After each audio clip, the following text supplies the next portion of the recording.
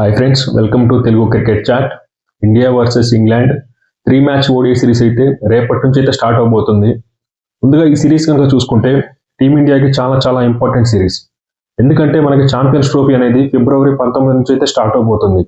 అంటే ఇంకొక 15 రోజుల టైం మాత్రమే ఉంది.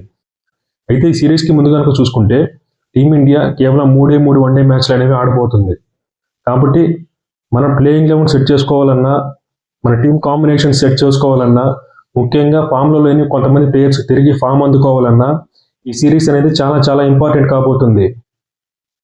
అంతేకాదు మన కోచ్ గౌతమ్ గంభీర్ అలాగే మన కెప్టెన్ రోహిత్ శర్మ కూడా ఈ సిరీస్ అనేది చాలా కీలకం కాబోతుంది. ముఖ్యంగా కోచ్ గౌతమ్ గంభీర్కి. ఎందుకంటే గంభీర్ కోచ్ అయినప్పటి నుంచి టీమిండియా T20 ఫార్మాట్లో అయితే బ్రహ్మాండంగా పర్ఫామ్ చేస్తుంది. కానీ వన్డే మరియు టెస్ట్ క్రికెట్లో మాత్రం దారుణంగా పర్ఫామ్ చేస్తుంది. ముఖ్యంగా దాదాపు 27 ఏళ్ల తర్వాత శ్రీలంకతో ఒక బైలేటరల్ ఓడిఐ సిరీస్ అయితే ఓడిపోయాం.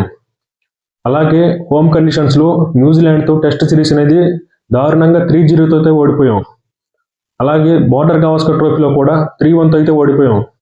కాబట్టి మన కోచ్ గౌతమ్ గంభీర్ మీద అయితే ఖచ్చితంగా ప్రెజర్ అయితే ఉండబోతుంది. మరి మన కోచ్ మరియు కెప్టెన్ ఏం చేస్తారో చూడాలి. అయితే రేపు మ్యాచ్ జరగబోయే ఇంగ్లాండ్ టీంకి మరియు ఇండియాకి మధ్య హెడ్ టు హెడ్ స్టాట్స్ ఎలా ఉన్నాయి ఒకసారి కనుక చూసుకుంటే, ఓవరాల్గా కనుక చూసుకుంటే ఇండియా మరియు ఇంగ్లాండ్ మధ్య మొత్తం 107 మ్యాచ్లు అయితే జరగగా టీమిండియా 58 మ్యాచ్ల్లో విజయం సాధించింది. ఇంగ్లాండ్ టీం 44 మ్యాచ్ల్లో విజయం సాధించింది.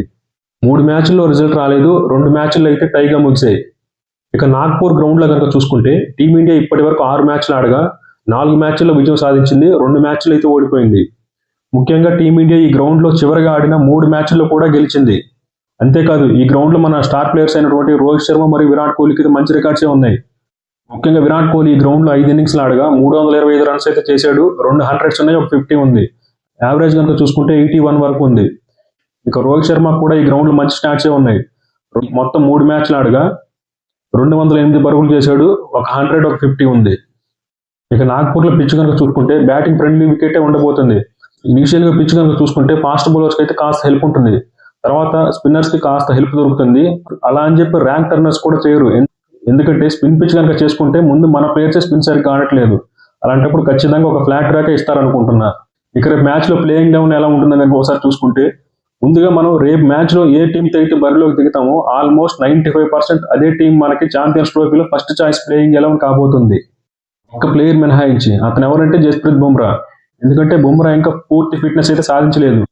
కాబట్టి బుమ్రా ఈ సిరీస్ ఆడతాడా లేదనేది అనుమానమే.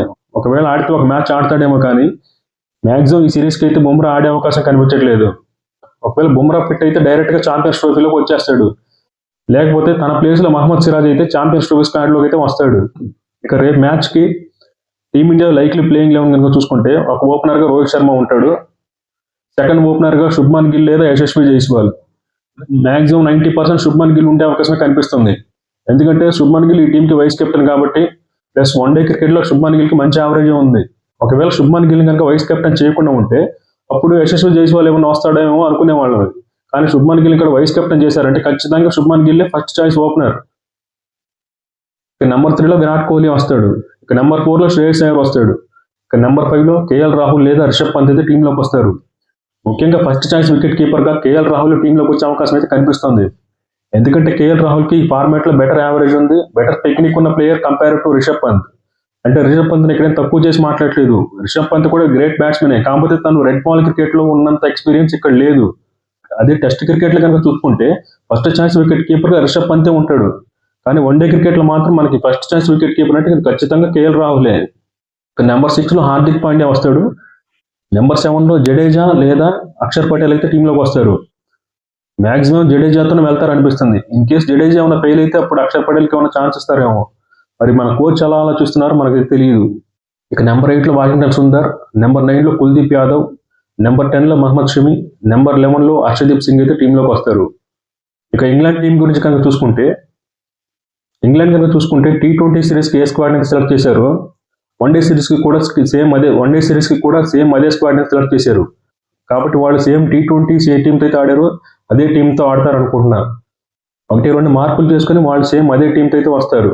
అయితే ఇక రేపు మ్యాచ్లో కనుక చూసుకుంటే ముఖ్యంగా మన సీనియర్ ప్లేయర్స్ అయినటువంటి విరాట్ కోహ్లీ మరియు రోహిత్ శర్మ మీద అందరి ఫోకస్ అయితే ఉండబోతుంది. ఎందుకంటే వాళ్ళు రీసెంట్గా చూసుకుంటే రెడ్ బాల్ క్రికెట్లో అయితే సరైన ఫామ్లో లేరు. కాకపోతే ఆ ఫామ్ ఇక్కడ రిఫ్లెక్ట్ అవ్వకూడదని కోరుకుందాం.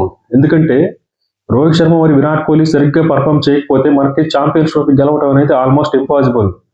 మనం ఛాంపియన్స్ ట్రోఫీ గెలుస్తామా లేదా అన్నది వీళ్ళిద్దరి ఫామ్ పైన ఆధారపడి ఉంది. కాబట్టి వీళ్ళు ఖచ్చితంగా మళ్ళీ 3 ఫామ్లోకి రావాలని కోరుకుందాం.